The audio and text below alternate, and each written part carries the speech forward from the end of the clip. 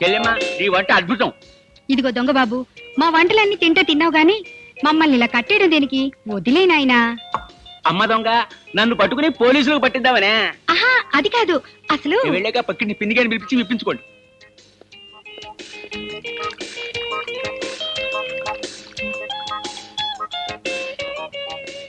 Dinner దాతా సుఖీ భవ.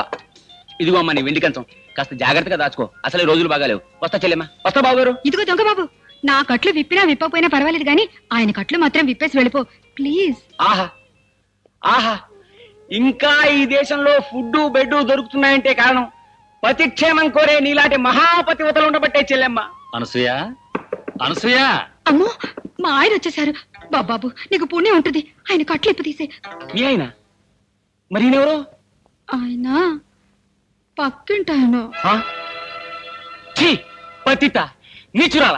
ఈ పవిత్ర భారతదేశంలో ఆడదానిగా పుట్టి పట్టపగలు పరాయి మగాడితో కులుకుతున్న కులట. నో నో, ఈ ఘోరకల్ని నేను సహించలేను. ఈ అన్యాయాన్ని నేను భరించలేను. I just can't bear. ఏం చేస్తుంటావు నువ్వు? చెక్ పోస్ట్ ఇన్స్పెక్టర్ని. చెక్ పోస్ట్ లో చెక్ చేస్తే సరిపోతుందా? కొంపలో చెక్ చేసుకోగలదా? డబ్బు సంపాదించగానే సరిపోదయా? పెళ్ళాన్ని సుఖపెట్టని నేర్చుకోవాలి. ఇంతకీ ఏం జరిగింది? నా చెల్లెలు రాంగ్ రూట్లో వెళ్తుంది. అసలు నువ్వెవరు? దొంగని. దొంగ దొంగ